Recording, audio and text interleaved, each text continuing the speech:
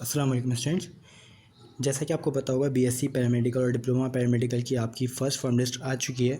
तो आज की वीडियो में आपको ये बताएंगे कि कितनी वेटिंग क्लियर हुई है सेल्फ फाइनेंस में और कितनी वेटिंग क्लियर हुई है आपकी जनरल में और CA CE category, DS category, CE category, आपकी NC category, SC category, PH category, ये जितनी भी स्पेशल कैटेगरीज़ हैं इनमें कितनी वेटिंग क्लियर हो गई है फर्स्ट फॉर्म लिस्ट में और सेकेंड फॉर्म लिस्ट में कितने चांसेस हैं। तो अगर सबसे पहले बात करते हैं स्पेशल कैटेगरी में, एससी कैटेगरी में, तो सिर्फ एक सीट थी इसमें और एक वेटिंग जो है वो क्लियर हो गई है इसमें। उसके बाद है डीएस कैटेगरी। अगर डीएस कैटेगरी में बात करें तो 6 सीट्स हैं आई थिंक, और इसमें आपकी 11 वेटिंग तक क्लियर हो गई है।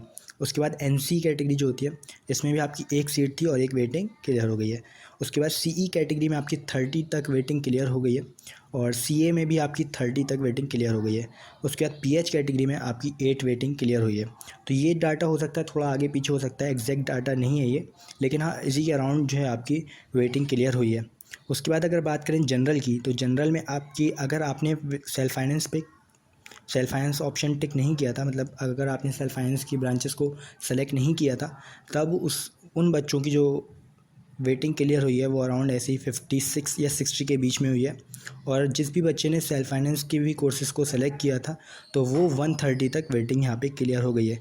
तो अगर आपने सेल्फ फाइनेंस पे कोर्सेज़ को सिलेक्ट किया होगा तो चांसेस हैं कि आपकी सेकंड फॉर्म लिस्ट में ये 200 तक वेटिंग क्लियर हो जाएगी।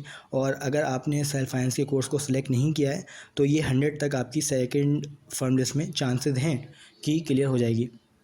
तो जिसने सेल्फ फाइनेंस पे क्लिक किया था उसकी ज़्यादा वेटिंग क्लियर हो रही है, और जिसने सेल्फ फाइनेंस के कोर्स को सिलेक्ट नहीं किया था उसकी काफ़ी कम वेटिंग जो है हाफ के ऑलमोस्ट रह गई है। तो अगर आपने सेल्फ फाइनेंस पे क्लिक नहीं किया था, सेल्फ फाइनेंस कोर्स को सिलेक्ट नहीं किया था, तो आपके पास सेकेंड राउंड में एक चांस रहेगा कि आप वापस से अपने ब्रांचेस को जो है सेलेक्ट कर सकते हैं।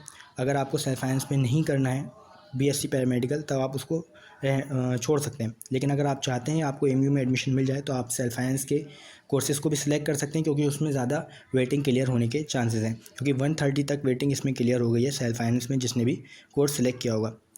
तो आई होप जो है अब आपको सारी कैटेगरीज़ का पता चल गया होगा। और जनरल का भी बता दिया, 60 के अराउंड ऐसे ही क्लियर हुई है जिसने भी सेल्फ फाइनेंस सेलेक्ट नहीं किया था, और 130 जिसने भी सेल्फ फाइनेंस सेलेक्ट किया था उसकी क्लियर हो गई है। तो अगर कोई और आपका डाउट है आप इंस्टाग्राम पे पूछ सकते हैं।